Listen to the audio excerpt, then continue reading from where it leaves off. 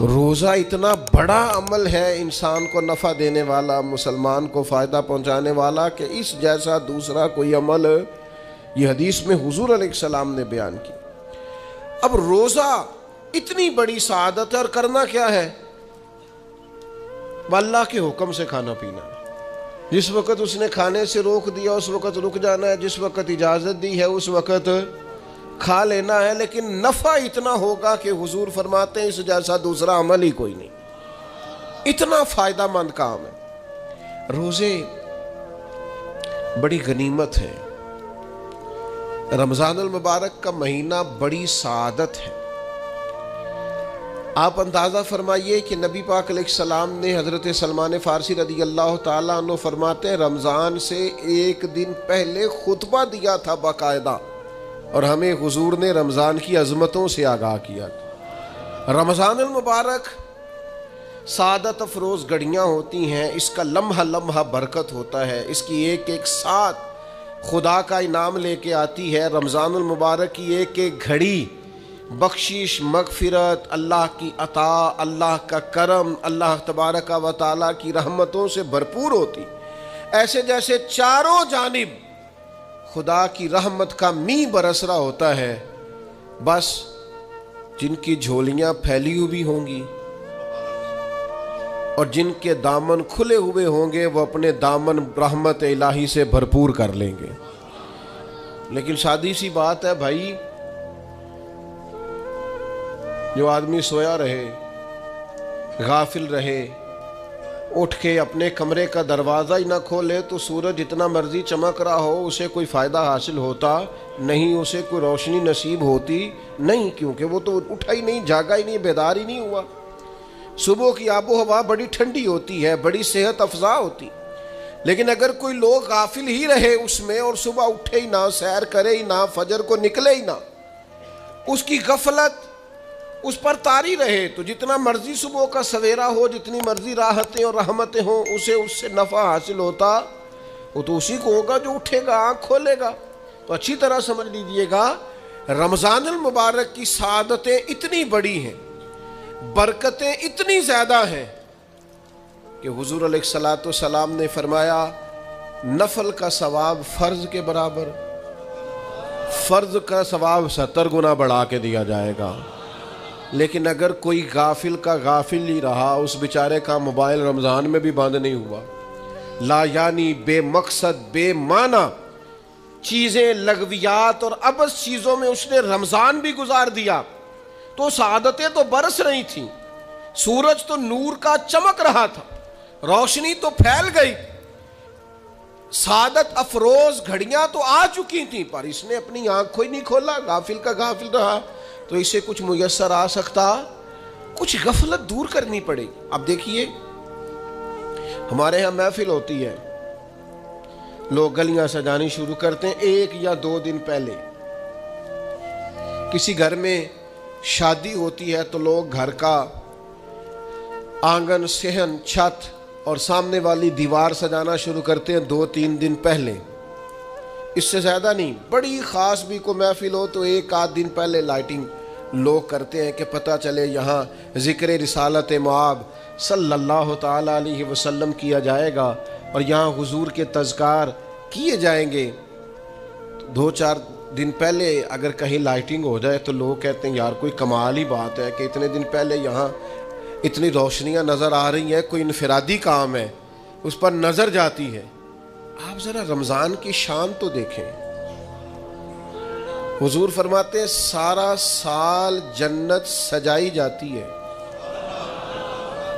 کس لیے؟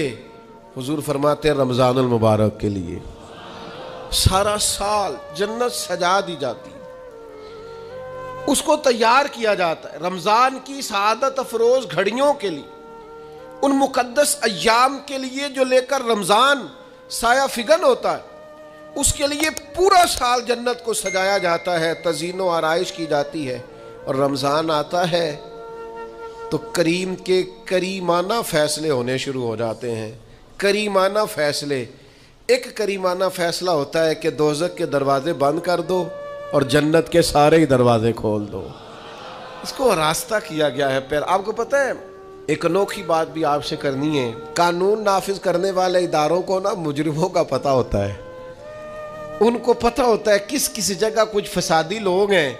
وہ دیکھتے ہیں نا ملک میں کوئی خاص مہمان آ رہا ہے جو ملک کے لیے فائدہ مند ہے اور وطن کے لوگ اور وطن کو اس سے فائدہ ہوگا, استفادہ کریں گے لوگ اس کے آنے سے. وہ کیا کرتے ہیں, ان فسادیوں کو پہلے بند کر دیتے ہیں. کہتے ہیں ایسا نہ ہو کہ یہ آ کے کوئی خرابی کرے, وہ منع کر دیتے ہیں. تو یاد رکھ لیں, سمجھ لیں, حضور فرماتے ہیں شیطان کو بھی قید کر دیا جاتا ہے. رمضان آنے والا ہے تو اللہ شیطان کو قید کر دیتا ہے, جکڑ دیتا ہے. فرمایا رمضان آ رہا ہے اور میرے بندوں نے اپنی بخشش کرانی ہے, انہوں نے میری عبادت کرنی ہے, انہوں نے روزے رکھنے ہیں, انہوں نے آ کر کے اللہ کے حضور معافیاں مانگنی ہے. اور رمضان کی ہر رات میں 70 ہزار یا بلا مثال و بلا تشبیہ اللہ جانے کتنے بے حساب لوگوں کی رب نے بخشش کرنی ہے. تو یہ شیطان بڑا مکار ہے, یہ کھلا ہوا دشمن ہے, کوئی خرابی نہ کر دے لہذا پہلے اسے باندھ دو. خرابی نہ کرے کسی قسم کی, اسے باندھ دیا جاتا ہے. مہمان بھی آ گیا, خرابی کرنے والا بھی باندھ دیا, لیکن اگر فائدہ لینے والے پھر بھی فائدہ نہ لے تو پھر ان سے کہا جائے گا کہ تمہارے پاس اب کوئی بہانہ بچا نہیں ہے, اب تمہارے پاس کوئی کسی قسم کا عذر باقی نہیں ہے. اب تو یہ تھا کہ تمہیں بخشش کرانا چاہیے تھی, استغفار پڑھنا چاہیے تھی, دعائیں کرنا چاہیے تھی, قرآن مجید کی تلاوت کو کثرت سے کرنا چاہیے تھا. لیکن چونکہ اب تم یہ بھی نہیں کہہ سکتے کہ مجھے شیطان نے گمراہ کر دیا, وہ تو باندھ دیا گیا ہے. اب تو فسادی کو ویسے ہی کنٹرول کر دیا گیا ہے. اب بھی تم اگر سوئے رہے, اب بھی اگر تم نے غفلت کی, اب بھی چھوٹے موٹے بہانے کر کے تراویحاں چھوڑتے رہے, اب بھی ذرا سی سستیاں کر کے ادھر ادھر نکلتے رہے, اس کا مطلب یہ ہے کہ پھر تم استفادہ کر سکے, تم نے سستی کا مظاہرہ کیا, تم نے اور اب دیکھیں جب اتنے بندوبست کیے تمہارے لیے, ثواب بھی بڑھا دیا, اجر بھی بڑھا دیا, تمہارے لیے جو فساد پیدا کرنے والا شیطان تھا وہ بھی قید. لیکن اگر تم پھر بھی عمل نہ کرو, پھر بھی مسجد نہ آؤ, تو پھر حدیث پاک سن لیں. اس طرز کی شاید یہ منفرد حدیث ہے کتب احادیث, اور تقریباً تمام کتب احادیث میں موجود ہے. حضور علیہ الصلوۃ نے نا صحابہ سے فرمایا سارے مسجد میں جمع ہو جاؤ میرے ممبر کے پاس. لوگ جمع ہو گئے. اللہ کے حبیب علیہ السلام نے ایک قدم ممبر کی سیڑھی پہ رکھا, فرمایا آمین. پھر دوسری سیڑھی پہ قدم رکھا تو فرمایا آمین. پھر تیسری پہ قدم رکھا تو فرمایا آمین. تو صحابہ کو بڑا تجسس ہوا. انہوں نے بعد میں عرض کی یا رسول اللہ صلی اللہ تعالی علیہ وسلم کرم فرمائے, بندہ نوازی کریں, ہماری رعایت کر دیں, یہ کیا معاملہ تھا؟ تو حضور فرمانے لگے میرے پاس حضرت جبریل امین حاضر ہوئے. یہ رحمت للعالمین نبی کی بات سنا رہا ہوں. حضور کریم ہے, کریم فرماتے ہیں کہ حضرت جبریل آئے اور میں نے ابھی ممبر کی پہلی سیڑھی پر قدم رکھا تھا تو انہوں نے عرض کی یا رسول اللہ صلی اللہ تعالی علیہ وسلم, ہلاک ہو جائے وہ شخص جو آپ کا نام سنے اور آپ پر درود و سلام نہ پڑھے. تو میں نے کہا آمین. پھر حضرت جبریل عرض گزار ہوئے یا رسول اللہ صلی اللہ تعالی علیہ وسلم وہ ہلاک ہو جائے جس نے بڑھاپے میں والدین کو پایا اور ان کی خدمت کر کے بخشش نہ حاصل کر سکا. میں نے کہا آمین.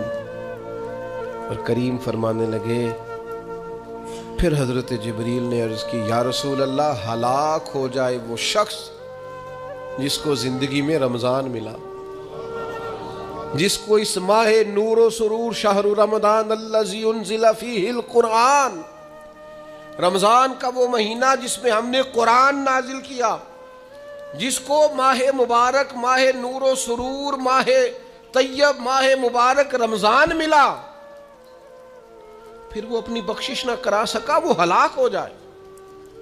تو حضور فرماتے میں نے بھی کہا آمین. اللہ تعالی ہم سب کو محفوظ فرمائے۔ میں عرض کر چکا ہوں کہ جب ثواب بھی بڑھا دیا گیا اور جب طاقت بھی بڑھا دی گئی عبادت کی، اور جب برکتیں بھی زیادہ ہو گئیں، نعمتیں بھی زیادہ ہو گئیں، رکاوٹ ڈالنے والا، رخنا ڈالنے والا شیطان بھی قید کر دیا گیا، تو اب بھی کوئی شخص اگر توجہ ہی نہ کرے، رجوع ہی نہ کرے، تو پھر اس کے لیے یہ حکم آیا کہ وہ ہلاک ہو جائے، پھر وہ برباد ہو جائے۔ جب اتنی سعادتیں موجود ہیں، اتنے بندوبست کیے گئے ہیں، جنت کو سجایا گیا ہے، رمضان شریف میں 2-4 کام ضرور کرنے۔ ایک تو روزہ رکھنا ہے۔ کچھ ہمارے پنجابی بہانے بھی ہیں، پنجابی بہانے، میں جی مزدوری کرنی ہوندی ہے نا، پھر روزہ تو نہیں نہ رکھ ہوندا۔ اللہ نے نہیں سی پتا کہ مزدوری کرنی ہے تو اللہ نے کیوں فرض کیا روزہ؟ ہلکے سے لوگ بیمار ہوتے ہیں، بالکل معمولی سے، کوئی ایسا عذر نہیں، روزہ چھوڑ دیتے۔ ذرا سی باتیں لے کر لوگ، آپ یقین کریں، اہمیت کو نہیں سمجھتے، اور بعض صرف سست ہیں، غافل ہیں، منہ پھیرے ہوئے۔ اگر یہ ایک حدیث سمجھ میں آ جائے نا، ترغیب و ترہیب میں اور دیگر کتب حدیث میں بھی موجود ہے، حضور نے فرمایا جس نے رمضان کا ایک روزہ چھوڑ دیا، زندگی بھر بھی روزے رکھے، وہ فضیلت نہیں پا سکتا جو رمضان کا روزہ سے فضیلت اسے ملنی تھی۔ اتنی بڑی بات ہے، آپ اس کو سمجھ لیں، اتنے سعادت افروز روزے ہیں رمضان کے۔ تو کوشش کریں، اپنے آپ کو مینج کریں، مینٹین کریں چیزوں کو، اپنی صحت کا خیال کریں۔ میں تو دوستوں سے کہا کرتا ہوں، رمضان سے پہلے جو ایام ہے، پہلے سے بڑھ کر اپنی طبیعت کا خیال رکھیں، تاکہ رمضان میں کوئی کسی قسم کی طبیعت میں بھی کمزوری پیدا نہ ہو، اور صحیح صحت مندی کے ساتھ انسان رمضان شریف کے روزے گزار سکے۔ دوسری بات ہے، رمضان میں خوب قرآن مجید پڑھنا۔ شہر رمضان الذی انزل فیہ القرآن، رمضان ہی کا تو وہ مہینہ جس میں قرآن نازل کیا گیا۔ نبی کریم صلی اللہ تعالیٰ علیہ وسلم رمضان المبارک میں حضرت جبریل امین علیہ السلام کے ساتھ قرآن مجید کا دور فرمایا کرتے۔ حضور حضرت جبریل کو پارہ سناتے اور جناب جبریل نبی کریم علیہ السلام کو سناتے۔ یہ دور ہوتا ہے قرآن مجید کا۔ اللہ نے کتنی زیادہ توفیق دی ہے، ہر مسجد میں تراویح میں قرآن پڑھا جاتا ہے۔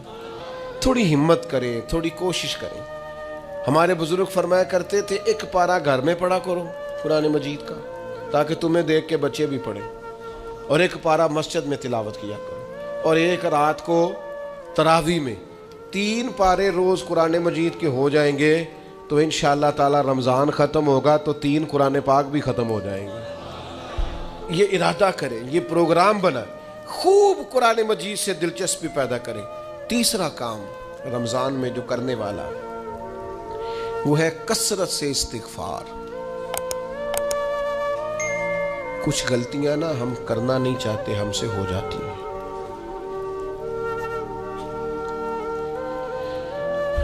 کچھ غلطیاں ایسی ہیں جو ہم بڑی بڑی کر چکے ہیں، لیکن ہمیں یاد ہی نہیں، بھول گئے۔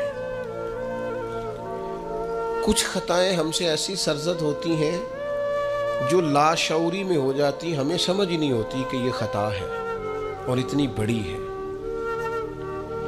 کسی شخص کو بعض اوقات کوئی ایسی بات کہہ دیتے ہیں کہ ہماری نظر میں وہ بات معمولی ہوتی ہے، پر وہ بیچارہ ساری رات سو نہیں سکتا۔ رمضان کا مہینہ ہے اپنے رب سے معافی مانگنے کا مہینہ، اس سے توفیق مانگنے کا مہینہ، اس کے حضور حاضر ہونے کا مہینہ۔ میں آپ کی خدمت میں عرض کروں، حضرت عائشہ صدیقہ فرماتی ہیں، نبی پاک نے فرمایا صلی اللہ تعالی علیہ وسلم، جس سے اللہ نے قیامت والے دن حساب پوچھ لیا نا، اس کے لیے مشکل ہو جائے گا۔ حساب یسیرہ یہ ہے کہ وہ مہربانی فرمائے اور فیصلہ جب کرے تو کرے ہی درگزر والا، فرمائے جا تجھے معاف کیا۔ رمضان کا خاص مہینہ ہے، سحری میں بھی دعا قبول ہوتی ہے، افطار میں بھی دعا قبول ہوتی ہے، صبح سے لے کے افطاری تک بندہ ہر وقت عبادت میں ہوتا ہے۔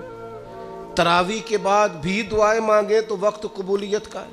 میرے بھائیوں، رمضان کی راتیں بھی قبولیت کی، آخری طاق راتوں کی شان قبولیت کی، لیلۃ القدر قبولیت کی۔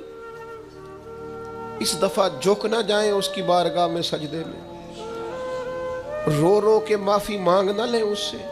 ہم برے نہیں ہیں، چاہتے نہیں ہیں، پر ہمارے وجود سے کچھ غلطیاں ہو جاتی، ہمارے سینوں میں کچھ پچھتاوے ہیں، کچھ من میں باتیں ہیں۔ اس دفعہ اس کے حضور عرض نہ کریں کہ کچھ کمیاں رہ گئی ہیں، دل نہیں کرتا تھا ایسا ہو، پر انجان تھے، نہ چاہتے ہوئے بھی کمزوریاں ہو گئیں۔ رمضان آ رہا ہے، بڑا گولڈن چانس ہے، بڑا خوبصورت موقع۔ بھائیو، رمضان کی ہر سحری کے بعد رب سے معافی مانگے۔ آپ کو پتہ ہے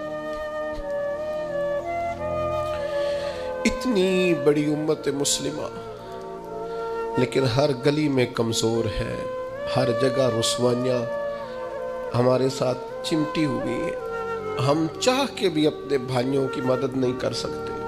میرے پاس ایسے ایسے جوان آتے ہیں جو کہتے ہیں ہمیں بتائیں نا ہم فلسطین کے لیے کیا کر سکتے، ہمیں بتائیں نا۔ یہ ہماری بے بسی، یہ ہماری غلطیوں کا نتیجہ ہے۔ تو خوب استغفار کریں، اپنی کوتاہیوں کی معافی مانگیں۔ رمضان کی ہر صبح میں، ہر شام میں، ہر دن میں، ہر رات مصلی بچھا بچھا کے عرض گزار ہوں کہ مالک تو ہمیں معاف فرما۔ اور میں آپ سے ایک اور بات بھی عرض کروں، شیخ ابو الحسن کو میں پڑھ رہا تھا تو روتے جا رہے تھے، روتے ہی جا رہے تھے، روتے ہی جا رہے تھے۔ ایک شام ان کے کچھ لوگوں نے ان سے کہا کہ حضور اس قدر زیادہ آہوزاری؟ تو فرمانے لگے میری بس اتنی خواہش ہے کہ جب میں اپنے رب سے ملوں نا تو میرا رب مجھے ناراض نہ ملے۔ تو میں ہر وقت اس لیے تڑپتا ہوں کہ میرے اندر جو کوتاہیاں مجھ سے ہو گئی ہیں، میرا مالک وہ مجھے معاف کر دے۔ ہم نے کوشش کی ہے زندگی میں ماں باپ کی خدمت کرنے کی، لیکن نہیں، ہم سے ان کے حق ادا نہیں ہو سکے۔ کوشش کی ہے بہن بھائیوں پر توجہ دینے کی، لیکن حق ادا نہیں ہو سکے۔ چاہیے تھا اولاد کی تربیت بڑی شاندار کرتے، لیکن سہولتیں کچھ زیادہ دے بیٹھے، لاڈ پیار کچھ زیادہ کر سکے، ان کی تربیت کا بھی صحیح حق ادا۔ اللہ نے عزتیں زیادہ دی تھی، جواب میں ہماری خدمتیں تھوڑی۔ ہم اپنے رب کی بارگاہ کی حاضریوں کے بھی حق ادا نہیں کر سکے۔ اس نے ہمیں نوازا زیادہ ہے، ہمارا شکر کم ہے۔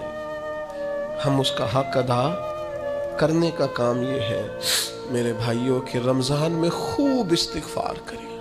ہم سے جو کمیاں رہ گئی ہیں اس پورے ماہ مبارک میں، اپنے مالک سے عرض کریں کہ مالک اس ماہ مبارک میں جنہیں تو معاف کرنے والا ہے ان میں ہمارے بھی نام شامل فرما، ہمارے بھی نام شامل فرما۔ اور بھی عرض کرنی ہے، ان کے لیے بھی دعائیں کرنی ہے رمضان میں جو ہم سے بچھڑ گئے، جو مٹی تلے جا کے آرام فرما ہو گئے۔ یہ رمضان المبارک چونکہ بخشش مانگنے کا مہینہ ہے، اللہ کے حضور معافی مانگے ان کے لیے بھی، ہمارے اپنوں کے لیے، ماں باپ کے لیے، عزیز و اقربا کے لیے، کہ اللہ کریم ان کی قبروں کو بھی ٹھنڈا کرے، ان کے حال پہ بھی رحمت کی نظر کرے، ان کے لیے بھی مالک آسانیاں کرے۔ خوب دعائیں مانگے رمضان میں، خوب دعائیں۔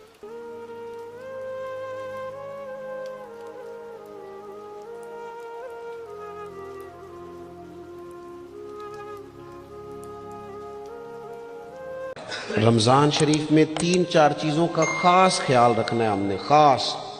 ایک تو رمضان شریف میں قرآن پاک سے خاص محبت فرمائیں، شہر رمضان الذی انزل فیہ القرآن، خاص محبت۔ الحمدللہ ہمارے ہاں قرآن کے عالم بھی موجود ہیں، حافظ بھی موجود ہیں، بلکہ مسجدیں کم ہوتی ہیں، حافظ زیادہ ہوتے ہیں۔ یہ دیکھ لئے مدارس کی خدمات ہیں اللہ کے فضل سے، قراء بھی ہے، سب کچھ ہے۔ اب ضرورت ہے قرآن پاک سے محبت کرنے والوں کی۔ ہر نقیب، ہر خطیب یہ کہہ رہا ہے کہ سارا قرآن حضور کی تعریف ہے، کہتے ہیں نا جی، تو چاہیے نا کبھی کبھی رکا ہے محفل سے کہ جناب ہمارا دل کر رہا ہے ہمیں سورہ رحمان سنائی جائے. کبھی کبھی یہ رکے آتے ہیں نا فرمائشی رکے، یہ نعت پڑھے، یہ تو جب سب کہہ رہے ہیں یہ حضور کی نعت ہے، سارا قرآن تو کو رکا آنا چاہیے نا. آج سورہ حامیم سجدہ کی تلاوت سنائی جائے، آنے چاہیے نا یہ والے رکے بھی. صحیح کہہ رہا ہوں نا؟ تو خوب ارادہ کریں کہ قرآن مجید سننا ہے. ہم کھڑے رہتے ہیں. اللہ تعالیٰ علیہ وسلم نے نا ایک یہودی سے گھوڑا خریدا. کریم نے اسے کہا یہ طے ہو گئی رقم، تو یہاں رک، میں گھر سے پیسے لے کے آیا. محبوب پیسے لے کے واپس آئے. اس سے لوگوں نے کہا تم نے تو سستا بیچ دیا ہے، مکر جاؤ. وہ مکر گیا. اب جب سودا ہوا تھا، یا وہ شخص تھا یہودی یا حضور علیہ السلام تھے، تیسرا کو تھا ہی نہیں. وہ مکر گیا. نبی کریم صلی اللہ تعالی علیہ وسلم نے فرمایا یہ پیسے لو، گھوڑا دو، میں جاؤں. تو کہنے لگا کون سا گھوڑا، کیسا گھوڑا، میں نے تو بیچا ہی نہیں. جب بات بڑھ گئی تو لوگ جمع ہو گئے، مسلمان بھی، یہودی بھی، غیر مسلم بھی، سب اکٹھے ہو گئے. جب بات تھوڑی ہونے لگتی ہے تو وہاں رش بھی ہو جاتا ہے.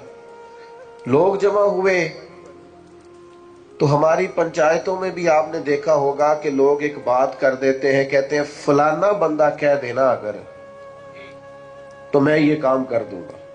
اچھا، وہ نام ایسے بندے کا لیتے ہیں یا پہیلی ایسی ڈالتے ہیں جو پوری نہ ہو سکے. تو وہ یہودی کہنے لگا جی ایک بندہ بھی اگر کہہ دینا، آپ کی شریعت میں اصول ہے نا کہ گواہ پیش کیے جاتے ہیں، تو ایک بندہ بھی اگر کہہ دے کہ میں نے گھوڑا بیچا ہے اور آپ نے خریدا، زیادہ نہیں ایک، تو میں دے دیتا ہوں. اب وہاں تھا ہی کوئی نہیں، گواہی کیسے ہو؟ حضرت ابو خزیمہ رضی اللہ تعالیٰ عنہ صحابی ہیں. یہ صحابہ کے اس مجمع کے بیچ کھڑے تھے، ہاتھ کھڑا کر کے کہنے لگے میں گواہی دیتا ہوں میرے نبی نے خریدا ہے. اب اس نے کہا تھا اگر ایک بندہ بھی کہہ دے تو میں دے دوں گا. تو ایک نے کہہ دیا، اسے دینا پڑا.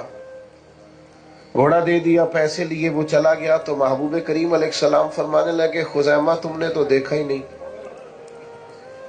عرض کی یا رسول اللہ، جب آپ کی زبان پر ایمان لا کر میں نے آسمان کی خبروں پر یقین کر لیا، میں نے تو جنت بھی نہیں دیکھی، میں نے تو دوزخ بھی نہیں دیکھی، میں نے تو فرشتے بھی نہیں دیکھے، میں تو جسے سجدہ کرتا ہوں وہ رب بھی نہیں دیکھا، میں نے تو اتنی بڑی باتیں آپ کے کہنے پر مان لی ہیں، تو گھوڑا تو چیز ہی کوئی نہیں.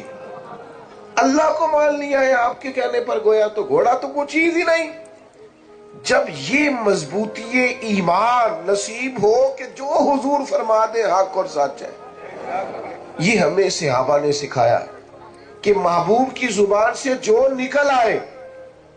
اب جب انہوں نے یہ بات کی نا تو نبی کریم نے انعام دیا. سرکار نے ان کا ہاتھ پکڑا اور پکڑ کے بلند کر کے فرمایا بھئی جہاں گواہیوں کی ضرورت ہو نا، جہاں بھی 2 گواہ چاہیے ہوں گے، لیکن فرمایا جہاں ابو خزیمہ موجود ہو ایک کی گواہی 2 کے برابر ہوگی. مضبوط ایمان، یقین، طاقتور. یہ جو ہمارے ہم مزاج بن گیا نا، طبیعت بن گئی ہے کہ ڈاکٹروں کی باتوں پر تو یقین ہے، مالدار کوئی وعدہ کر لے تو دل کو تسلی ہے، کوئی امیر آدمی کہہ دے کہ اب آپ فکر نہ کریں تو پھر تو فکر چلی گئی. لیکن معاذ اللہ ثم معاذ اللہ. میرے بھائی آپ بیچ میں سے بیٹھ جائیں نا، آپ کی وجہ سے پچھلوں کو نظر نہیں آ رہا، جلدی سے بیٹھے، پیچھے دیکھے نہیں، بیٹھے. آپ تو بڑے پیارے لوگ ہیں، بیٹھ جائیں جی، جلدی سے بیٹھ جائیں. ماشاءاللہ آپ دیکھیں نا، آپ کا تو ڈبل مجمع ہے اور آپ نے کھڑے کر کے اسے 2 حصوں میں بانٹ دیا ہے. بیٹھ جائیں، آپ بھی بیٹھ جائیں بھائی جان، اللہ آپ کو سلامت رکھے. یہ دیوار کے ساتھ کھڑے، بیٹھ جائیں، سلامتی، اللہ برکت دے آپ کو. سنو میرے عزیزوں، یاد رکھنا مضبوط ایمان. یہ کمزور باتیں چھوڑ دیں کہ دنیا داروں کی باتوں پر تو یقین کرنا اور رب رسول کے وعدوں پر معاذ اللہ. مضبوط. حضرت مولا علی شیر خدا ایک دفعہ بڑے بیمار ہو گئے تھے، بڑے علیل ہو گئے تھے. تو کچھ لوگ تیمارداری کرنے آئے تو شیر خدا کی محبت میں رو پڑے. حضور یہ تو بڑی سخت کمزوری ہے. تو آپ نے فرمایا فکر نہ کرو، مجھے کچھ بھی نہیں ہوگا. انہوں نے کہا کیوں؟ فرمانے لگے میں نے بیماری سے جانا ہی نہیں دنیا سے. انہوں نے کہا اس کی وجہ، انہوں نے کہا وجہ یہ ہے کہ ساڈے نبی دی زبان ساڈے واسطے قرآن۔ یہ موبائلوں والے بچے پھر بیچ کھڑے ہو گئے، اور بیٹا نیچے بیٹھ جاؤ جلدی سے، اللہ آپ کو سلامت رکھے، فٹافٹ بیٹھو۔ نبی کریم کی زبان، سرکار تشریف لائے تھے، مولا علی فرماتے ہیں میں ایک دفعہ بیمار تھا تو حضور تیمارداری کرنے آئے، تو میں نے عرض کی حضور شدید بیمار ہوں، دعا فرمائیے گا۔ تو نبی کریم نے فرمایا علی آپ کو کچھ بھی نہیں ہوگا، آپ کی تو داڑھی مبارک خون سے رنگین ہوگی، پھر آپ دنیا سے جائیں گے۔ مانا کیا ہے؟ بیماری سے نہیں جائیں گے، زخم لگے گا، شہادت ہوگی، میدان میں جائیں گے۔ تو حضرت علی کہنے لگے بے فکر ہو کے جاؤ، یہ میرے محبوب کا فرمان ہے، جو دن کو کہہ دیا دن ہے تو دن نکل آیا، جو شب کو کہہ دیا شب ہے تو رات ہو کے رہی، اور خدا نے ان کی زبان کو وہ اختیار دیا جو نکلی منہ سے ان کے وہ بات ہو کے رہی۔ مجھے کچھ بھی نہیں ہوگا، تم جاؤ۔ تو میرے عزیز، ایک تو ایمان مضبوط تھا ان لوگوں کا، یقین مضبوط تھا، طاقتور تھا۔ ہمارے ہاں نا سب سے پہلے ہمیں اللہ پر، آخرت پر، اپنی آنے والی نسل کو مضبوط ایمان دے کے جانا، عقائد اہل سنت کی پابندی دے کے جانی۔ جب ان کے یقین مضبوط ہوں گے، عقیدے مضبوط ہوں گے تو عمل کرنا آسان ہوگا۔ دوسری بات جو صحابہ میں بڑی زیادہ پائی جاتی ہے، جو ہم نے ان سے سیکھنی ہے، صحابہ اور اہل بیت میں، وہ حضور کا ہر حکم ماننے میں جلدی کرتے تھے۔ ہم نہ دیر کرتے ہیں، نماز شروع کرنے میں بھی دیر ہے، داڑھی رکھنے میں بھی ابھی دیر ہے، حلال حرام کی تمیز شروع کرنے میں بھی، ناراض نہ ہونا، تاریخیں دیتے ہیں، کہتے ہیں بس وہ فلانا کام ہو جائے اس کے بعد میں ٹھیک ہوں۔ وہ میرے بھائی، ہم لیٹ ہیں، اور موت لیٹ نہیں کرتی۔ او پہ دس دیاں قبراں تے جنہ تے پھول پے، ادھروں کوئی نہیں جیا ہوندا، ادھروں تے لکھا گئے۔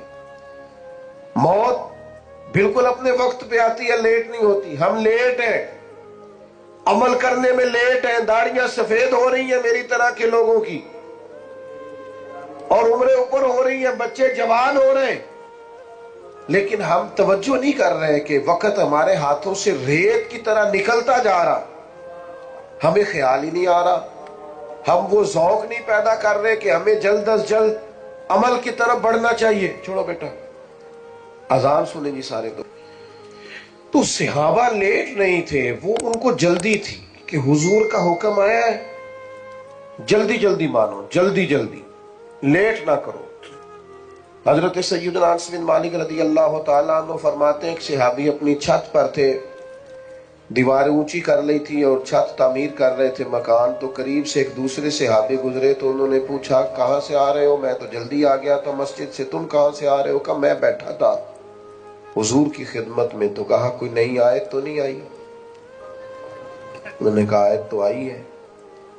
کہا کون سی؟ فرمایا آیت آئی ہے اقترب للناس حسابهم وهم فی غفلۃ معرضون۔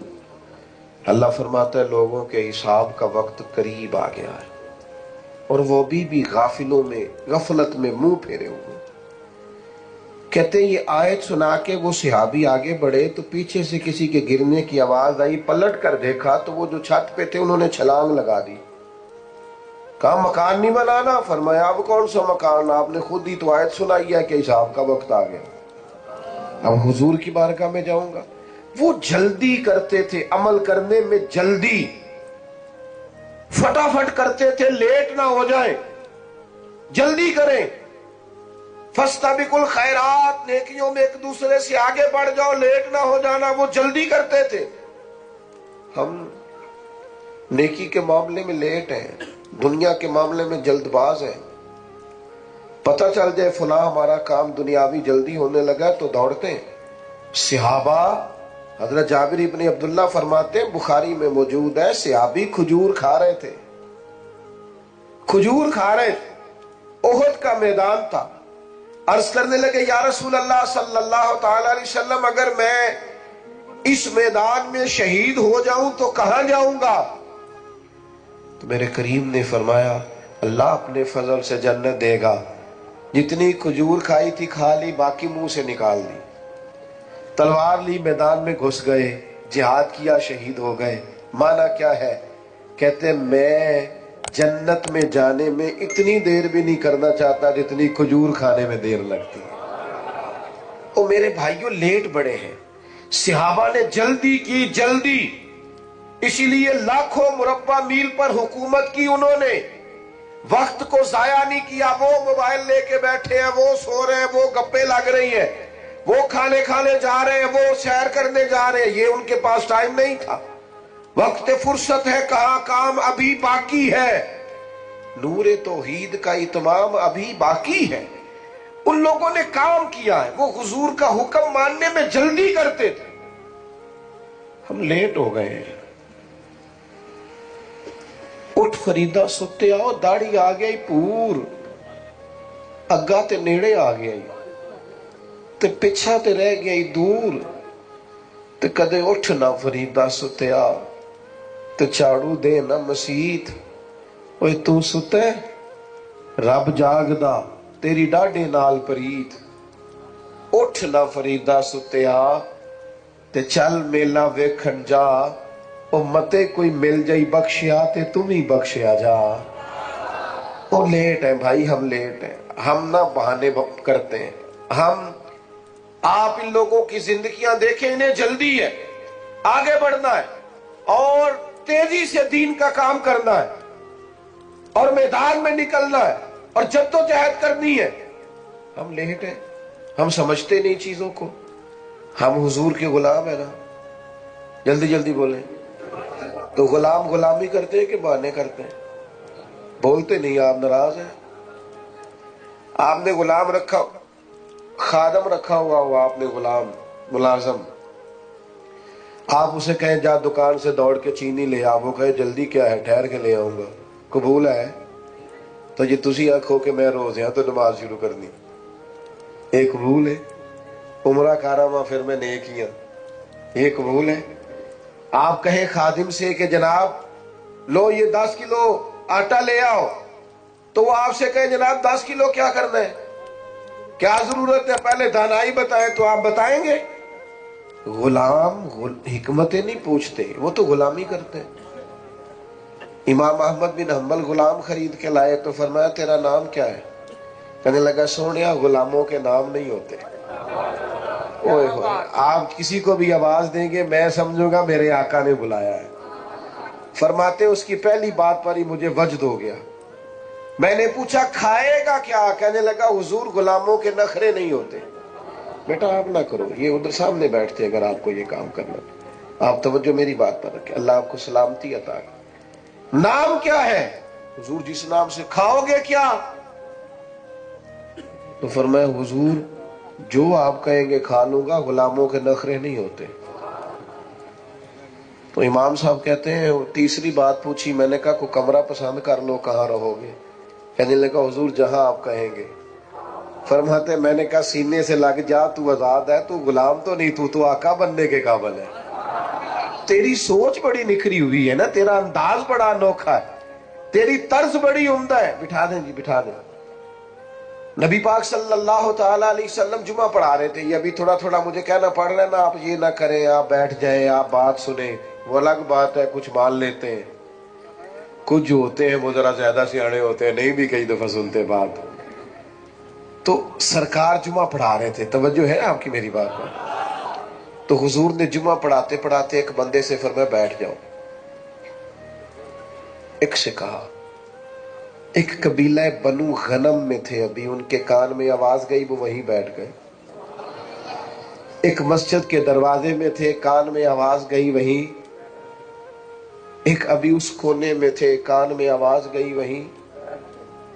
نماز کے جمعے کے بعد حضور نے فرمایا آپ کہاں تھے، آپ کہاں تھے؟ آپ حضور وہ آپ نے کہا تھا بیٹھ جاؤ، تو میں بیٹھ گیا. فرمایا آپ سے تو کہا ہی نہیں، آپ سے تو کہا ہی نہیں، وہ تو ان سے کہا تھا. حضور آپ نے نام تو نہیں نہ لیا، آپ نے نام تو نہیں نہ لیا. آپ نے کوئی سانو تے قید سجن دا کہنا ہے، او جنج رکھے ایسا اونج رہنا ہے. اور نظریہ یہ ہے کہ جیم جان دا کچھ وسا نہیں، جان یار نو دے تے شاد ہو جا، اسے دل دے ہیں فساد سارے، دل دلبر نو دے تے آزاد ہو جا، جے او رکھے آباد تے رو وسدا، تے جدو کرے برباد برباد ہو جا، دے دے قربان کر دے جان مال اولاد دے دے، پھر سنبھال کے نہ رکھ، نہ بچا بچا کے تو رکھ اسے، تیرا آئینہ ہے وہ آئینہ، شکستہ ہو تو عزیز تر ہے نگاہ آئینہ ساز میں۔ صحابہ جلدی کرتے تھے۔ تیسری بات، آخرت کی بڑی فکر لگ گئی تھی، اس گھر کی نہیں اس گھر کی پرواہ تھی۔ ہمیں نا یہاں کی زیادہ ٹینشن ہے، میرا گھر، میرا مکان، میرے بچے، کار، بنگلہ، کوٹھی۔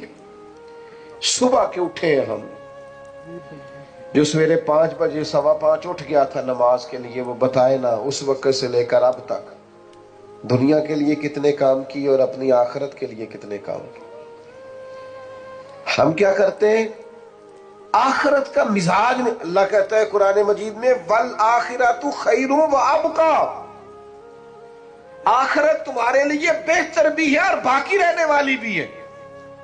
چند روزہ دنیا کے لیے ساری تکو تو آپ ضرور دنیا داری کریں، ویسے اسلام میں دنیا داری کوئی نہیں ہے، اسلام میں دین ہی دین ہے۔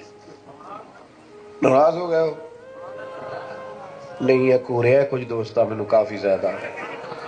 اسلام میں دنیا داری، روزی روٹی کمانا دنیا نہیں دین ہے، رزق حلال کمانا دنیا، وہ کیا ہے؟ بچوں کو رزق کما کے لا کے کھلانا، اسے تو نبی پاک نے صدقہ کہا ہے۔ بیوی کے منہ میں لقمہ دینا صدقہ ہے۔ ماں باپ کا تو چہرہ مسکرا کے دیکھنے سے حج کا ثواب ہوتا ہے۔ یہ تو سارا دین ہے، دنیا تھوڑی ہے۔ ہم نے دنیا بنا لیا جب حلال حرام کی پرواہ نہیں کی، ہم نے دنیا بنا لیا جب مال کماتے نماز چھوڑ دی ہے، ہم نے اس کو دنیا بنایا ہے، ورنہ یہ دنیا، اسلام میں سارا دین ہی دین ہے۔ او میرے سنگیوں، میرے دوستوں، اتنی محبت سے آپ آئے ہیں اور اتنی بڑی تعداد میں آئے، خدا را کچھ تھوڑی سی یار اپنی آخرت کی فکر، تھوڑی سی۔ آج گئے نا دنیا سے، سویرے دوستوں کو دوست نئے مل جائیں گے، بچے بھی پل جاتے ہیں، کوئی کچھ نہیں ہوگا، کسی کا کوئی نقصان نہیں، کہ میں نے اپنا حساب دینا ہے، آپ نے اپنا حساب دینا۔ ہماری آخرت کا مسئلہ گڑبڑ ہے۔ دنیا میں تھوڑی تکلیف بھی سہنی پڑتی ہے تو سہ لو، یہ صحابہ کا طریقہ ہے۔ آخرت ٹھیک رکھو اپنی، تھوڑی توجہ کرو۔ ہم نے بڑے جنازے پڑھے ہیں، ہم نے بڑے لوگوں کو قبروں میں اترتے دیکھا ہے۔ قبرستانوں میں جا کے کبھی دیکھو، بڑے بڑے جج، وکیل، سرمایہ دار، تاجر، عالم، مفتی، پیر، شیخ، مولوی سب لیٹے،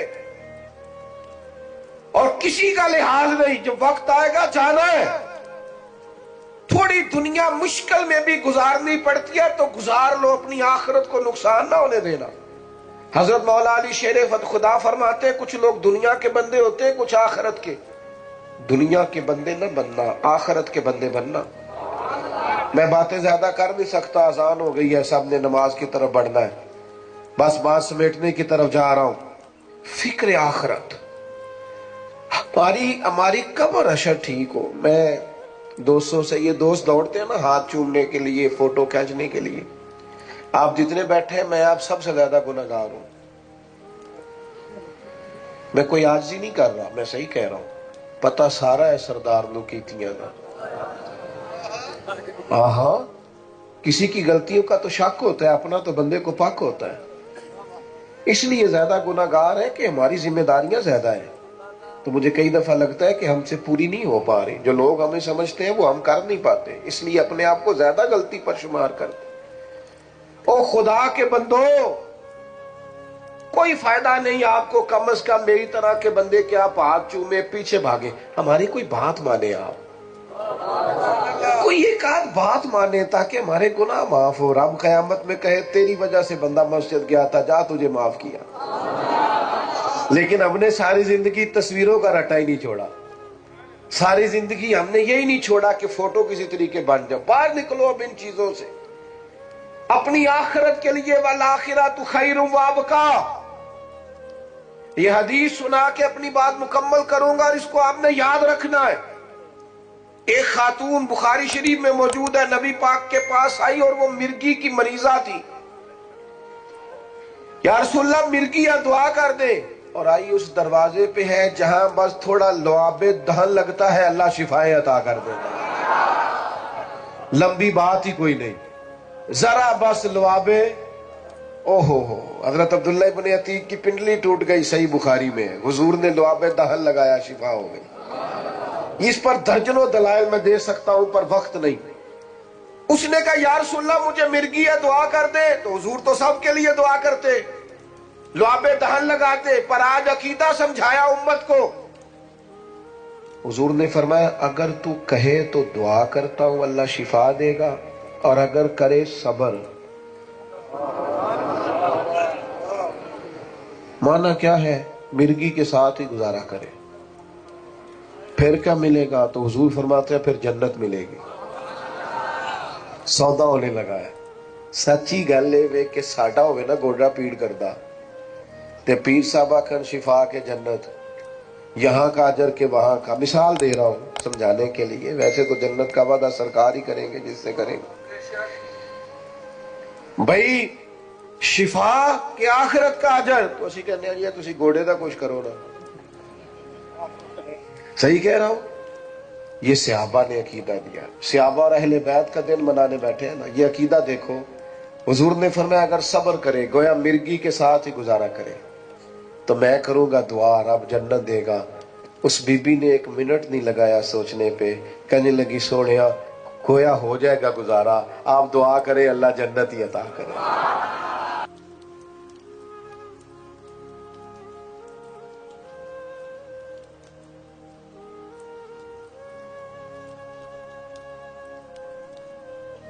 نوجوانوں آرام پسندی تھوڑی کم کرو. ہر وقت لیٹنا، ہر وقت آرام تلاش کرنا یہ کمزور کر دیتا ہے جوانوں. لقد خلقنا الانسان فی کبد، ہم نے انسان کو مشقت میں رہتا ہوا پیدا کیا. میں نے ابھی دوستوں سے کہا ہے، پھر آپ کی خدمت میں عرض کرتا ہوں، رات ہو گئی ہے تقریباً 11 گھنٹے کی. 7 بجے عشاء ہوتی ہے اور 6 بجے کے بعد ہی عموماً سب جگہوں پہ فجر کی نماز ہوتی ہے، تو 11 گھنٹے کی رات بنتی. بہت زیادہ بھی ڈاکٹر کہتا ہے کوئی سوئے تو 8 گھنٹے سو لے، نیند پوری ہے. اگر عشاء کے بعد موبائل کرو جلدی بند، تو ذرا سحری میں اٹھو. بندہ ہو جوان اور اٹھ کے پڑھے تہجد تو مزہ نہیں آ جاتا. اور جو سحری کے وقت دعا کا مزہ ہے، جو دعا کی لذت ہے، نبی کریم علیہ السلام نے صبح صبح سیدہ پاک کو آواز دے کے کہا یہ ہماری تعلیم کے لیے، فرمایا اٹھو، یہ رب کریم سے سوال کرنے کا وقت ہے. پچھلی راتی رحمت رب دی کرے بلند آوازہ، او بخشش منگن والے کارن کھلا جے دروازہ. لیکن ہمارا مسئلہ یہ ہے کہ جس ٹائم جاگنا ہے اس ٹائم سوتے ہیں، جس ٹائم سونا ہے اس ٹائم. ایک گزارش تو یہ ہے کہ کوشش کریں ان راتوں میں تو کم از کم تہجد پڑھی جائے، اور یہ کوشش کر کے دیکھیں مزہ آئے گا. اور پھر ادھر ادھر لوگوں کو دکھ بتانے کی بجائے نا، جب تہجد کی 2 رکعتیں پڑھ لے تو سارا اپنے رب کی بارگاہ میں عرض کر دے. بوجھ بھی ہلکا ہوگا دل کا، راز بھی رکھا جائے گا اور کرم بھی ہو جائے گا. اور دوسری گزارش یہ ہے کہ سرکار دو عالم علیہ السلام نے نوجوانوں سے کہا تھا جوانوں یا نکاح کرو یا روزے رکھو. یہ بڑے آسان دن ہے روزے رکھنے کے لیے. تشریف رکھیں جی، آپ لوگ بیٹھ جائیں، اللہ آپ کو سلامت رکھے، اللہ تعالیٰ برکت دے. آپ بھی بیٹھ جائیں جی، اللہ تعالیٰ سب کو برکات عطا کرے. یہ حضور کے نام کی محفل ہے نا جی، اس کا ادب بہت زیادہ ہے. اس میں آپ اس طرح کھیلیں گے موبائلوں کے ساتھ تو یہ ویسے ہی ادب کے خلاف. اللہ سے 2-4 دوست بنا لیں، باقیوں کو دے دیں، کافی ہو گیا. لیکن یہ اس پہ مصروف نہ ہوں آپ. بھائیو، اللہ کریم نے ارشاد فرمایا کہ وَدَاعِيًا إِلَى اللَّهِ، ہم نے آپ کو داعیہ اللہ بنایا ہے، اللہ کی جانب دعوت دینے والا. نبی اکرم صلی اللہ تعالی علیہ وسلم نے جو عقائد اور نظریات ہمیں عطا کیے عقیدہ توحید و رسالت کی صورت میں، وہ عقائد اتنے جاندار اور اتنے مضبوط ہیں کہ وہ بندہ مومن کو طاقتور کر دیتے ہیں۔ آپ دیکھیے عرب کے لوگ مختلف قسم کی اوہام پرستیوں کا شکار تھے۔ ان کا یہ خیال تھا کہ جب حج کر کے وہ آئے ہیں تو وہ گھروں کے دروازوں سے داخل نہیں ہوا کرتے تھے بلکہ چھتوں سے کود کر آتے، اور قرآن مجید فرماتا ہے کہ اس کو نیکی جانتے ہو۔ پھر وہ بیت اللہ شریف کا طواف کرتے تو معاذ اللہ کپڑے اتار کے کرتے۔ اوہام پرستیاں، طرح طرح کی باتیں۔ مصر میں ایک دریا تھا، ایک عورت کو ذبح کر کے ڈالیں گے تو پھر دریا چلے گا۔ مختلف اوہام لوگوں نے پال لیے تھے۔ آج بھی مسلمانوں کے اندر ڈھیر ساری ایسی چیزیں آ گئی ہیں جو ضعف اعتقادی کا باعث بنتی ہیں۔ اس کی کو ذرا کم کر دیں بھائی۔ آپ دیکھیے لوگ علماء کے پاس نہیں جاتے، باباؤں کے پاس جاتے ہیں۔ تعویذ، دھاگا، کالا جادو، نیلا جادو۔ جس نوجوان کا کام کرنے کو دل نہیں کرتا اسے جادو ہو جاتا ہے۔ اور پھر یہ کہ کالی بلی رستہ کاٹ گئی تھی، اور پھر یہ کہ میں باہر نکلنے لگا تو کسی نے آواز دے دی تھی۔ عجیب قسم کی اوہام پرستیوں کا لوگ شکار ہیں۔ نبی پاک صلی اللہ تعالی علیہ وسلم داعی اللہ ہے، سرکار نے لوگوں کے نظریات کو پختہ کیا۔ حضور علیہ السلام کے فیوزات روحانیہ سے لوگوں کے دل طاقتور ہوتے تھے، مضبوط فکریں، مضبوط عقیدے سرکار کے وسیلے سے مسلمانوں کو نصیب ہوئے۔ ہم جیسے جیسے دیکھیں نا تصوف اور طریق میں آپ کو عرض کروں، صوفیہ کرام کا اصل موضوع عقیدہ توحید ہے، اصل موضوع ان کا ہے۔ یہ وہ لوگ ہیں جو لوگوں کو صحیح معنوں میں توکل کا، صبر کا، شکر کا، قناعت کا، رجوع اللہ کا سبق دیتے ہیں، اصل موضوع ان کا ہے۔ لیکن اب چونکہ صوفیہ کی جماعت میں وہ لوگ اللہ ماشاءاللہ خال خال رہ گئے، اور پھر یہ کہ بیٹھ گئے تعویذ دھاگے دینے والے، زاغوں کے تصرف میں، عقابوں کے نشے من، نتیجہ اس کا بڑا خطرناک برآمد ہوتا ہے۔ مضبوط فکریں، کبھی آپ اس روایت کو دیکھیں اور یاد کر لیں نا تو یہ بڑا نفع دیتی ہے۔ نبی کریم علیہ السلام نے حضرت عبداللہ ابن عباس رضی اللہ تعالیٰ عنہ سے فرمایا، عبداللہ، ساری دنیا مل کے تیرا بھلا کرنا چاہے کر نہیں سکتی جب تک رب نہ چاہے۔ اور فرمایا سارے دنیا دار مل کے تیرا کچھ بگاڑنا چاہے بگاڑ نہیں سکتے جب تک رب نہ، چھوڑ دیں بیٹا آپ، جب تک اللہ نہ چاہے۔ تو پھر رجوع تو اللہ کی جانب کرنا چاہیے۔ نبی اکرم صلی اللہ تعالی علیہ وسلم نے اپنی امت کو توانائی اس بات سے دی کہ اللہ ہمارے ساتھ ہے۔ آپ دیکھیے فکری تندرستی کتنی زیادہ ہے کہ 1000 کے مقابلے میں 313 لوگ ہیں، نہ اسلحہ پورا ہے، نہ گھوڑے پورے ہیں، نہ خوراک پوری ہے، لیکن وہ میدانوں میں اس طرح لڑے ہیں کہ 1000 کو بھاگنے پر مجبور کر دیا۔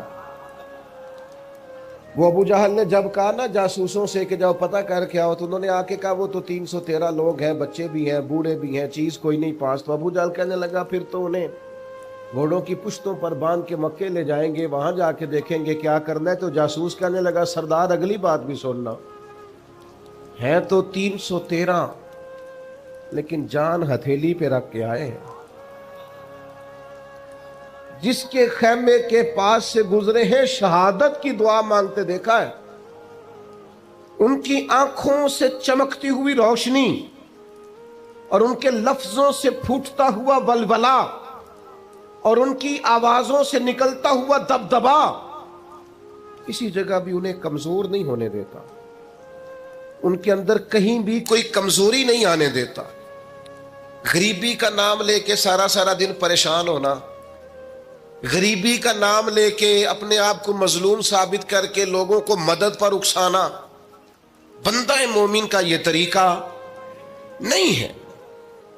اپنی توجہ اللہ کی جانب کرے، نبی رحمت علیہ السلام کی بارگاہ میں استغاثہ پیش کرے، لیکن دنیا داروں کو مائل کرنا، لوگوں کی جیبوں کی طرف دیکھنا، یہ مومن کی شان گردن کو جھکا دیتا ہے خیرات کا پتھر۔ جہاں میں مانگنے والوں کے سر کبھی اونچے نہیں ہوتے، اور غیرت ہے بڑی چیز جہانے تگو دو میں۔ بھائی آپ طاقتور بنے۔ دیکھیں نا، ایک نوجوان نے آ کے حضور کی بارگاہ عالی مرتبت میں عرض کیا تھا، یا رسول اللہ صلی اللہ علیہ وسلم غریب ہوں، کچھ دیجئے۔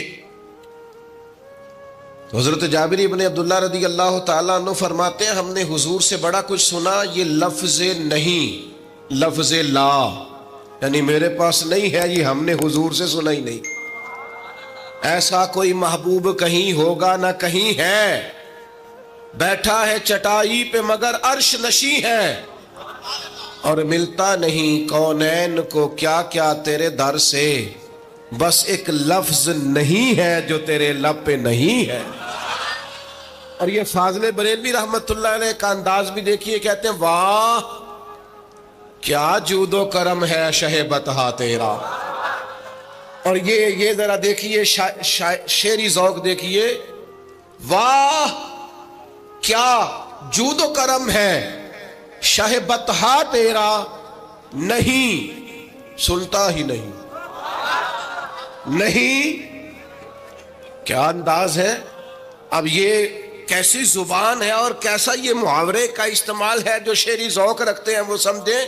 کہتے ہیں نہیں سنتا ہی نہیں، کون؟ مانگنے والا تیرا۔ یا رسول اللہ آپ سے مانگنے والا نہیں سنتا، حضور عطا کرتے۔ اور ایک جگہ پہ فرماتے ہیں، میرے کریم سے گر قطرہ کسی نے مانگا، دریا بہا دیے ہیں دربے بہا دیے ہیں۔ حضور تو دیتے، پر نوجوان نے جب آ کے عرض کی نا، یا رسول اللہ صلی اللہ علیہ وسلم کچھ دیجئے، وہ جوان ہو، چڑھتی جوانی ہو، اور پھر وہ سوال کرے۔ ہمارے ساتھ ایک دوست پڑھا کرتا تھا، یہ 3 مہینے کی چھٹیاں ہوتی تھی تو وہ مستریوں کے ساتھ مزدور لگ جاتا۔ ہم نے اسے کہا، یار تو مطلب 9th 10th کے اندر مزدوری کرنے جانا، تو کہندا سی یار میں قد میرا ایڈا بڑا، ان ابا جی کو مانگ دیا شرم ہوندی۔ یہ سوچ نوجوانوں میں پیدا ہونی ضروری ہے۔ اب میں ابا جی سے مانگوں، مجھے تو دینا چاہیے۔ اس نے آ کے عرض کی، یا رسول اللہ صلی اللہ علیہ وسلم کچھ دیجئے، تو حضور فرمانے لگے، تیرے پاس کچھ بھی نہیں؟ اس نے کہا، ایک پیالہ ہے میرے پاس گھر میں اور ایک کمبل ہے۔ اتنا غریب بندہ ہے کوئی محفل میں جس کے گھر میں ایک ہی پیالہ ہو، ایک ہی کمبل ہو؟ کوئی بھی نہیں اتنے بڑے مجمع میں۔ لیکن اگر کوئی ہماری غریبی کا رونا پوچھے تو میرا خیال ہے ہر تیسرا بندہ دوسرا بندہ غریب ہے، اور بڑا ہی غریب ہے۔ ایک پیالہ ایک کمبل، کریم نے فرمایا لے کے آؤ، وہ لائے تو محبوب فرمانے لگے، کون خریدے گا؟ ایک نے کہا 1 دینار، ایک نے کہا 2 دینار۔ محبوب نے بولی لگوا دی، 2 دینار کا بیچ دیا۔ فرمایا جا 1 دینار کی روٹی لے جا۔ یہ نوجوانوں کو فکر دی کہ وہ انویسٹمنٹ میں تم نے ذات سے اپنے گھر سے لینی ہے۔ وہ 10-15 ہزار کا ٹھیلا بھی کسی سے نہیں کہنا تو لگا کے دے، جاؤ 1 دینار کا کھانا لے جاؤ، 1 دینار کا کلاڑا خرید کے لاؤ۔ صحابہ فرماتے ہیں وہ کلاڑا لایا، پر نصیب دیکھو اس کلاڑے میں دستہ نبی کریم نے اپنے دستے مبارک سے لگایا۔ فرمایا جا جنگل میں جا کے لکڑیاں کاٹ اور بیچ، کھا بھی اور کھلا بھی، پی بھی اور پلا بھی، 10 دن مجھے نظر نہ آنا۔ وہ یارو یہ کیا بات ہوئی؟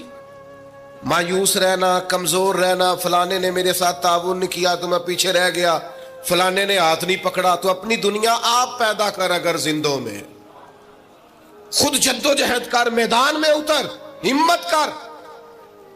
حضرت حسن بصری رحمت اللہ علیہ کے پاس ایک نوجوان نے آ کے عرض کی، حضور بس آج کے بعد میں نے کام نہیں کرنا۔ فرمایا تمہیں کیا ہوا ہے؟ کہنے لگا آج میں نے عجیب منظر دیکھا ہے، میں نے دیکھا ہے کہ ایک شیر نے شکار کیا بکرے کا، آدھا کھایا ہے، آدھا منہ میں پکڑ کے پہاڑی پہ چڑھ گیا۔ وہاں ایک نابینا لومڑی بیٹھی تھی، باقی کا اس نے اسے کھلایا ہے۔ تو حضور میں یہ سمجھ گیا ہوں کہ جو رب اس نابینا لومڑی کے لیے بندوبست کرتا ہے میرے لیے بھی کرے گا، لہذا میں نے کام نہیں کرنا۔ حضرت حسن بصری بڑا مسکرائے، فرمانے لگے کہانی میں کردار تو نے دو دیکھے، ایک شیر ایک لومڑی۔ فرمانے لگے کیا بات ہے تیری، تو نے لومڑی بننے کا پروگرام بنایا، شیر بننے کا کیوں نہیں بنایا؟ تو شیر بننا، شکار کار، خود بھی کھا دوسروں کو بھی کھلا۔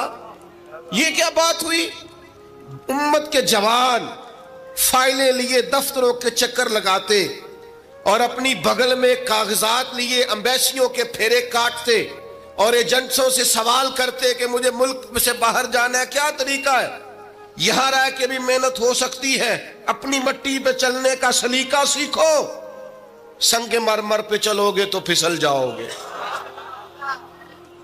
دوستو سنو، میرے کریم نے فرمایا جا لکڑیاں، ایک پیشہ برا ہے میرے بھائیوں، ایک پیشہ، وہ ہے کسی کے آگے ہاتھ پھیلانا۔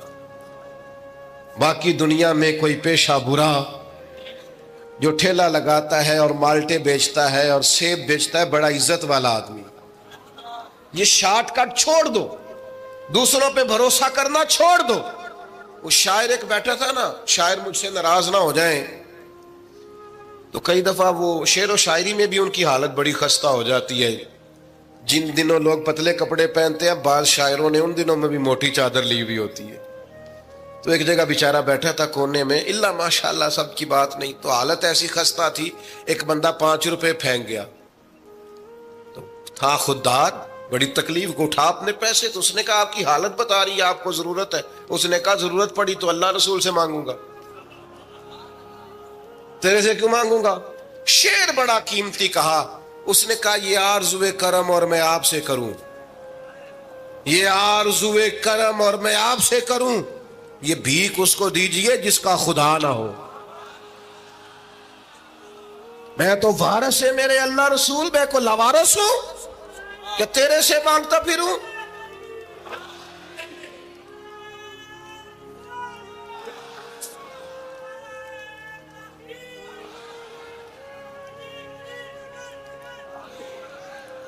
ماشاءاللہ ماشاء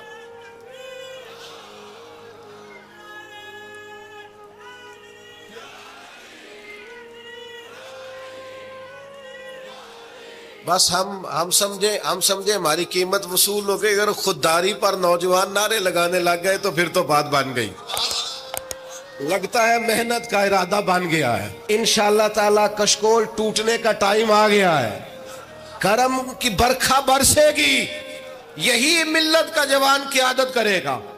اور یاد رکھنا، ہمیشہ قیادتیں غریبوں کے بچوں نے کی ہیں، جنہوں نے آدھی قیمت پہ کتابیں لے کے پڑھی ہیں، بڑی ڈگریاں انہوں نے حاصل کی ہیں۔ یہ کمزور نہ پڑھو، نبی پاک داعی اللہ ہے، حضور نے جگایا ہے، 15 دن نظر نہ آنا، مزدوری کر۔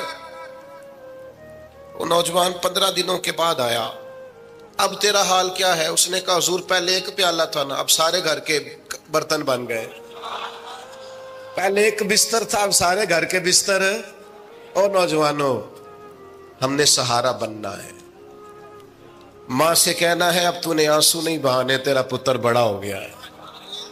بہن سے کہنا ہے اب تو کبھی پریشان نہیں ہوگی، تیرا بھائی بڑا ہو گیا ہے۔ بوڑھے باپ کے پاس بیٹھ کے کہنا ابا جی بس اب آنسو پونچھ دو، آج کے بعد پریشان نہیں ہونا، پتر جوان ہے۔ اپنی بیوی سے، بچوں سے کہنا کہ کسی خواہشات پوری کرنے کے لیے تمہیں دیر تک انتظار نہیں کرنا پڑے گا، ہم میدان میں ہیں، بس اپنی مٹی پہ چلنے کا سلیقہ سیکھو، سنگ مرمر پہ چلو گے تو پھسل جاؤ گے۔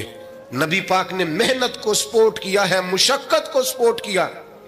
حضور علیہ السلام نے فرمایا سب سے بہترین کمائی وہ ہے جو تو اپنے 2 ہاتھوں سے محنت کر کے کھاتا ہے۔ فرمایا اللہ کے نبی حضرت داؤد علیہ السلام محنت کر کے کمایا کرتے۔ سنگیوں کام کرنا۔ اور دوسری بات، بھروسہ اللہ رسول پہ، بھروسہ۔ ادھر دیکھو میری طرف، دنیا داروں سے امیدیں لگا لیتے ہو بہت زیادہ، تو دنیا دار بندے بیچارے کمزور ہوتے ہیں۔ جی یہ الیکشن کے دن تھے، گزشتہ سے پیوستہ الیکشن جو گزرا ہے، تمہارا میرا ایک پیار والا دوست بھی ایک کیمپ بننے کے امیدوار کا بڑا ووٹر سپورٹر تھا. یہاں اس نے اس کا بیج فوٹو والا لگایا ہوا تھا. میں رات کو دیر سے جلسے سے لوٹ رہا تھا تو وہ کھڑا تھا باہر اور اندر امیدوار صاحب تقریر کر رہے تھے. میں نے کہا ادھر آ. وہ آ گیا. میں نے کہا تو بڑا ووٹر سپورٹر ہے, جا تقریر سن جا کے. تیرا لیڈر تقریر کر رہا ہے, تو باہر گھوم رہا ہے. کہندا ہے پیر صاحب جھوٹ پیا ماردا جے سارے, جھوٹ بول رہا ہے, کرنا کرانا کچھ نہیں. تو میں کہ یار جی ایڈے پکے ووٹر سپورٹر نو بھی پتا ہے کہ جھوٹ پیا ماردا ہے, تو ہم تو ویسے ہی سپورٹر نہیں ہیں. ہم نے تو کی محبت تو سیاست کا چلن چھوڑ دیا. ہم اگر عشق نہ کرتے تو حکومت کرتے. او بھائی, جب پکے ووٹر سپورٹروں کو امیدیں نہیں ہیں تو آپ کن سے امیدیں لگائے بیٹھے ہیں؟ آپ جدوجہد کریں اور امیدیں اللہ رسول سے. نبی پاک علیہ السلام نے فرمایا جو رب پہ بھروسہ کرے گا اللہ کی رحمت اس کی کفایت کرے گی. وَإِن يَتَوَكَّلْ عَلَى اللَّهِ فَهُوَ حَسْبُهُ, وہ اللہ پہ بھروسہ کرے گا اللہ اس کے لیے کافی ہو جائے گا. ادھر دیکھو یار موبائلوں والے دوستوں, بات سنو. گھبراہٹ نہیں, ٹینشن نہیں, انزائٹی نہیں, ڈپریشن نہیں. مومن اور ڈپریشن, مومن اور انزائٹی, مومن اور ٹینشن. او جی مجھے پتہ نہیں مجھے کیا ہو رہا ہے, جی مجھے خوف آتا ہے. آپ کو خوف آتا ہے مومن ہو کے؟ آپ کو یہ کرونا کے دن تھے تو مجھے لے گئے ایک سرکاری ہاسپٹل میں, آپ کچھ یہاں بات کریں, لوگوں کو حوصلہ دیں. تو ایک ڈاکٹر صاحب مجھ سے کہنے لگے جی مجھے نہ تنگ جگہ بڑی گھٹن ہوتی ہے, تو موت سے بڑا ڈر آتا ہے, قبر تو بڑی تنگ ہوتی ہے. میں نے کہا ڈاکٹر صاحب کچھ بھی. کہنے لگے سانس ہی نہیں آتا, چاروں جانب سے بند ہے. تو میں نے کہا بچہ بھی تو ماں کے پیٹ میں سانس لیتا ہے نا. آپ نے تو سبحان اللہ کہا. وہ ڈاکٹر تھے, انہوں نے نہیں کہا. وہ کہنے لگی جو تے اماں لیندی صاحب. ہنستے نہیں جی, باتیں ہنسنے کو نہیں سنا رہا, میں فکری باتیں کر رہا ہوں. کہا وہ تو اماں آکسیجن لیتی ہے تو بچے کو جاتی ہے. تو میں نے کہا چلیں ڈاکٹر صاحب وہ جو انڈے سے بچہ نکلتا ہے اس کے تو چاروں جانوں کوئی صورت نہیں ہوتی سانس کی. تو مجھے کہنے لگے آپ کہنا کیا چاہتے ہیں؟ میں نے کہا میں یہ کہنا چاہتا ہوں قبر کی دو حالتیں ہیں. قبر دوزخ کے گڑھوں میں سے گڑھا بھی ہے اور جنت کے باغوں میں سے باغ بھی ہے.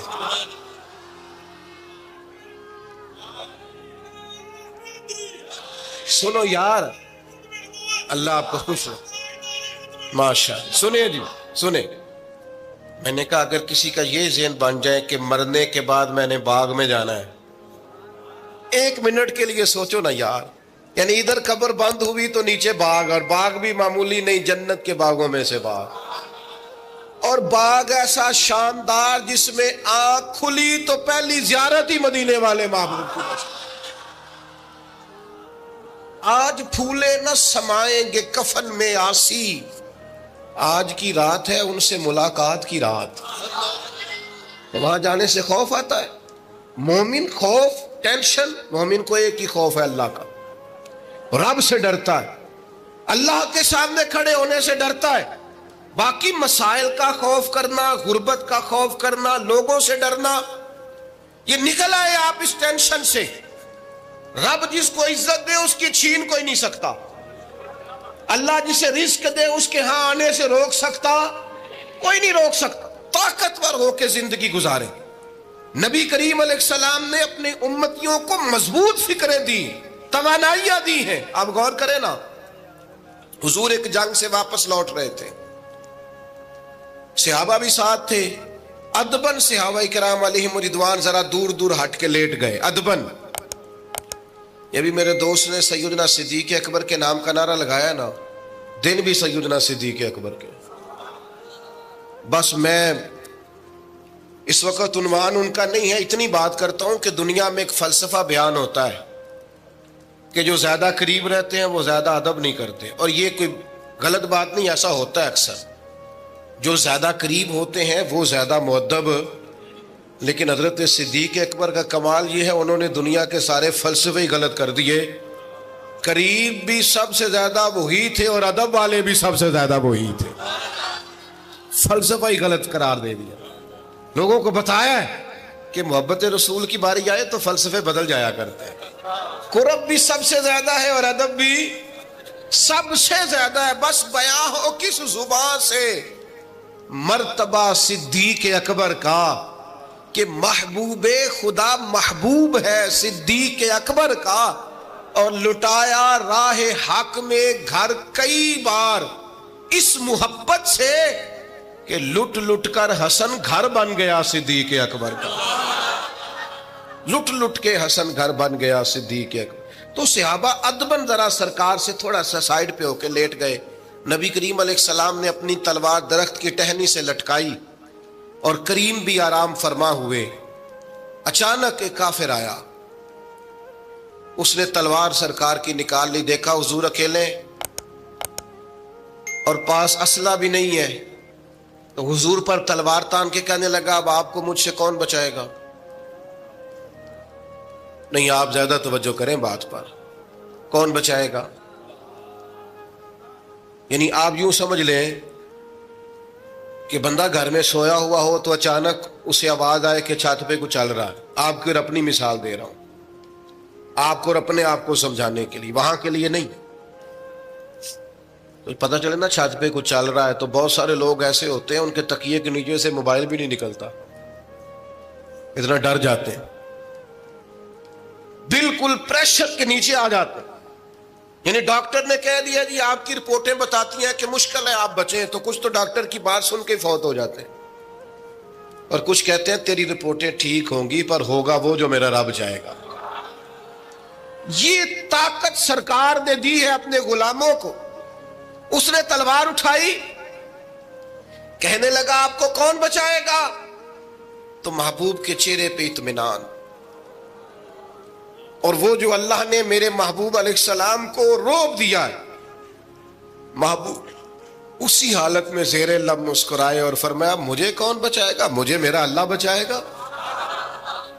اس میں بڑی طاقت ہے, اس لفظ میں بڑی طاقت ہے.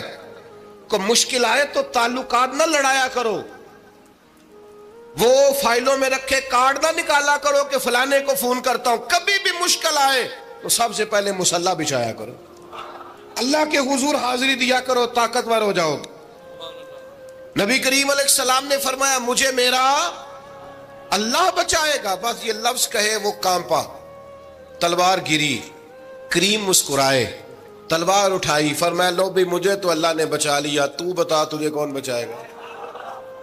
تو وہ کہنے لگا میں نے سنا ہے آپ معاف کر دیا کرتے ہیں. تو فرمایا جا میں نے معاف کیا, دیر والی تو بات ہی کوئی نہیں. اللہ بچائے, کتنی بڑی بھی مشکل آ جائے, کچھ بھی ہو جائے, مجھے میرا اللہ بچائے گا. میرے عزیزو, طاقتور زندگی گزارنی ہے. میں نے زیادہ باتیں نہیں کرنی, تھوڑی تقریر کرنے والا آدمی ہوں, سمیٹنے کی طرف آ رہا ہوں. اپنی زندگی میں اپنے افکار و نظریات میں کبھی بھی کسی قسم کی بھی کمزوری پیدا نہ کریں. نبی اکرم صلی اللہ تعالی علیہ وسلم نے اپنے غلاموں کو تازہ دم رکھا ہے, ان کو فکری توانائیاں عطا کی ہیں. بس ہم نہ آہستہ آہستہ اتنے کمزور ہو گئے کہ ہم ضعف اعتقادی کی طرف چلے گئے. اس کی جو سب سے بڑی وجہ ہے وہ یہ ہے کہ سوچ بڑی محدود ہے. اپنے گھر تک, اپنے محلے تک, اپنے کمائی تک, اپنے مکان تک محدود ہو کے رہ گئے. اس محدود سوچ سے باہر آئیں. نبی کریم علیہ السلام نے فرمایا میں خلق کا رسول بن کے آیا ہوں, مخلوق کا رسول ہوں میں. یعنی نبی اکرم علیہ الصلوۃ والسلام کی امت دعوت میں تو سارے انسان شامل ہیں نا. محبوب نے کہا میں خلق کا رسول ہوں. جب بھی سرکار نے بات کی عالمی سطح کی بات کی. جب بھی یہ اسلام جو ہے یہ حدود و قیود میں بند نہیں. اقبال کہتے ہیں بازو تیرا توحید کی قوت سے قوی ہے. تو جناب ہمارے وطن کا نام کیا ہے؟ اسلام تیرا دیس ہے, اسلام تیرا. اقبال کہتے ہیں بازو تیرا توحید کی قوت سے قوی ہے.